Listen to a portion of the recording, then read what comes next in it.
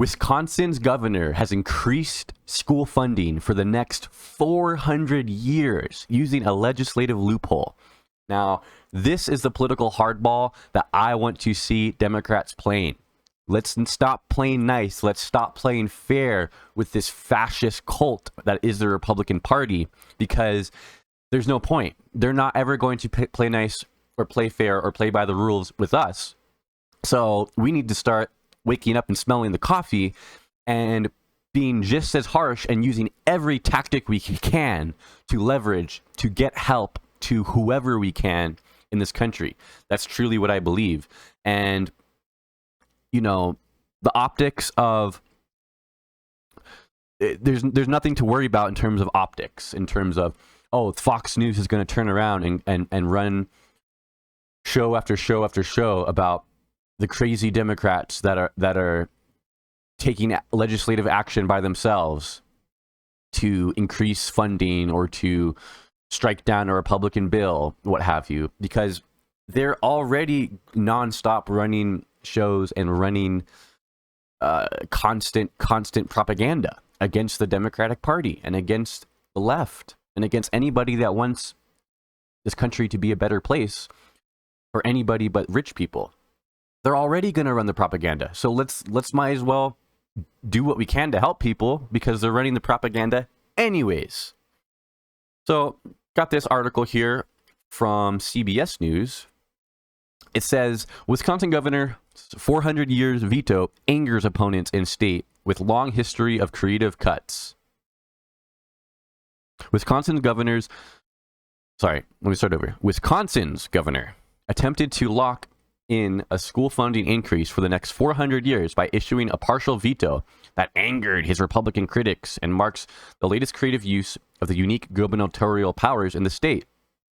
Wisconsin allows governors to alter certain legislation by replacing words and letters wherever they see fit, and Governor Tony Evers struck a hyphen and 20 to change the end date for a $325 per student increase from 2025 to 24-25. Yeah. What a freaking badass move. 400 years of funding for school children. Awesome.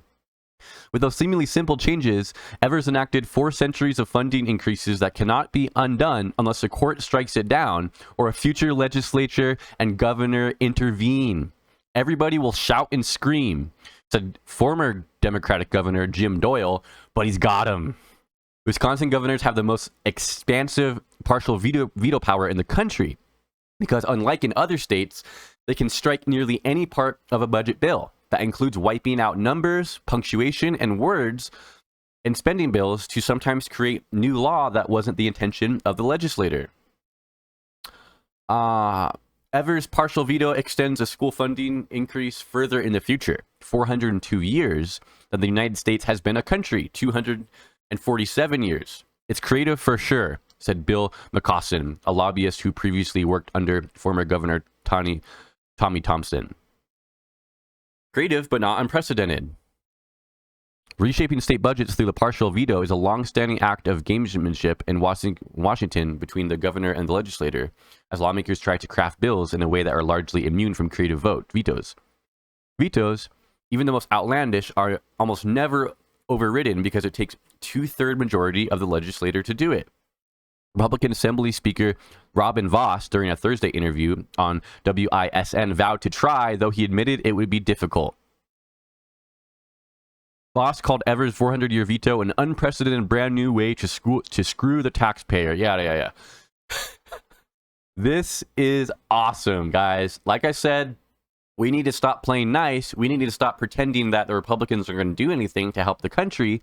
We need to use our power to elect Democrats into office and to use the power of the office to benefit the American people in whatever way we possibly can. The Republicans are going to scream. The Republicans are going to wail. The Republicans are going to throw a fit in the corner that there's someone doing something to help any school children have more funding They'll kick and scream and wail, but at the end of the day, there's not jack shit they can do about it in this case, because the governor is a Democrat and the governor is using his power to help people out. So we want more of this, people. If we want more hardball politics from the left, well, let's elect more Democrats into the House, into the Senate, and let's reelect Joe Biden as president of the United States of America. And we'll continue to get more and more of this. I guarantee it.